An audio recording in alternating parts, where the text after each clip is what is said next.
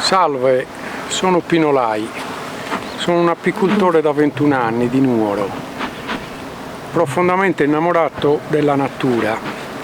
Vivo in campagna, alla periferia di Nuoro da tanti anni e trascorro il mio tempo girovagando per monti, perché questo è quello che mi affascina.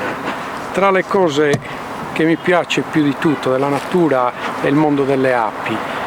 Questo mondo che mi affascina sempre di più, nonostante abbia maturato una buona esperienza in questo settore, sempre più cerco di conoscere e sempre più cerco di fare dei prodotti, delle api, di allevare delle api che producono dei prodotti che sono di, potrei dire, di qualità eccezionale. Questo perché, essendo innamorato del loro mondo, mi piace portarle a fare il nomadismo, che sarebbe una tecnica di allevamento trasportandole da una parte all'altra. Questa è la postazione che ho alla periferia di Nuoro, è la postazione dove ho appena prodotto il miele d'eucalipto, ma le api le ho anche nel supramonte, le montagne tipiche dell'interno della Barbagia, e lì riesco a produrre dei mieli particolari, dei mieli molto tipici, dove c'è una flora spontanea e basta, non c'è nessuna coltivazione intensiva, accontentandomi di una produzione molto limitata ma di una qualità eccezionale. Ora proviamo ad aprire un'arnia e vediamo un attimino come sta andando ancora la produzione di eucalipto, nonostante sia nella parte terminale la fase di produzione.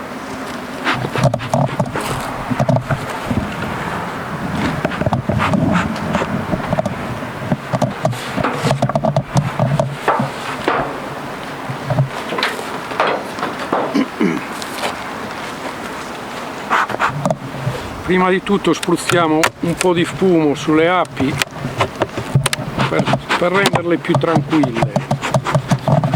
Nonostante le api in qualche modo sono allevate da figlie di regine selezionate, quindi già calme di natura, diciamo. Questo è il primo melario.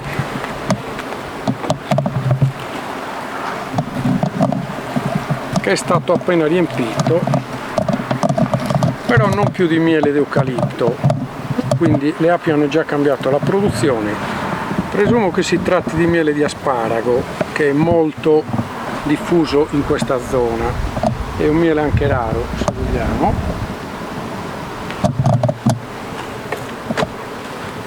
Passiamo al melario di sotto.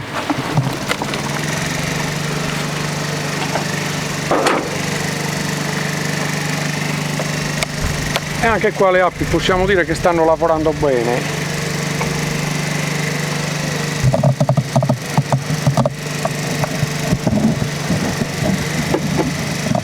Questo è il miele opercolato. L'opercolatura del miele sarebbe questa parte qua, e la cera che una volta che il miele è stato deumidificato le api usano per sigillare il miele.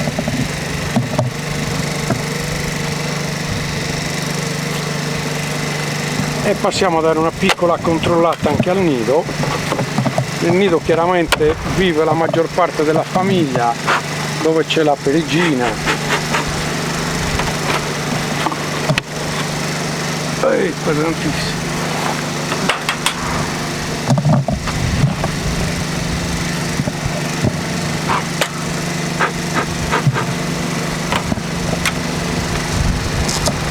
Diamo uno sguardo generale, vediamo se la famiglia è in buona salute. Ci tengo a precisare che utilizzo sempre per curare le api dei metodi biologici.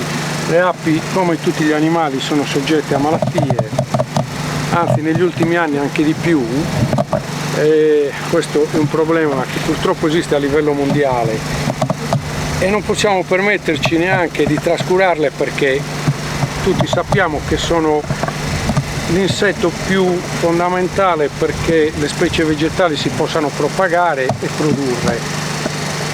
Un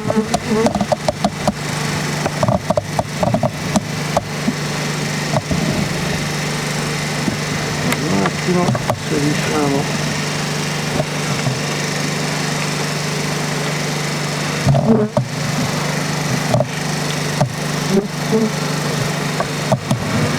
Su questa parte del favo c'è il polline che le api utilizzano per dare da mangiare alle larve e per produrre la pappa reale.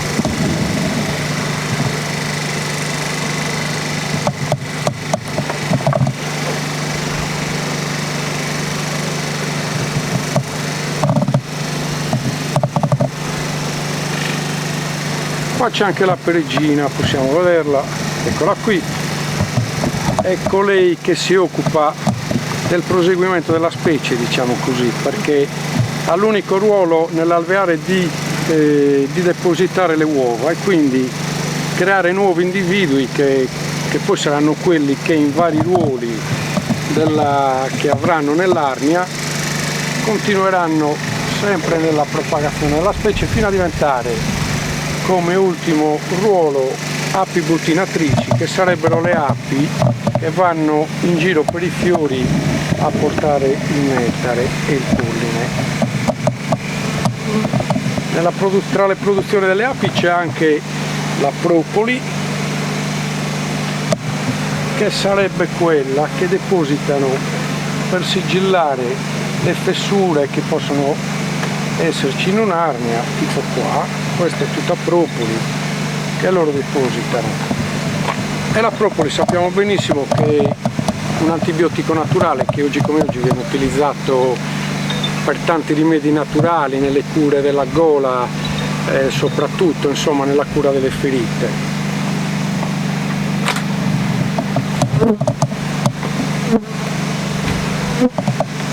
Ecco, qui è sempre sigillato con propoli.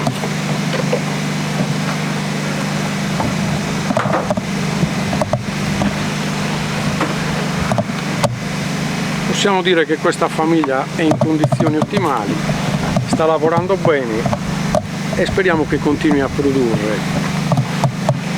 Questa zona è una zona dal punto di vista ambientale abbastanza sana, non esiste nessuna forma di inquinamento, pertanto si può dire che il miele è di qualità ottima.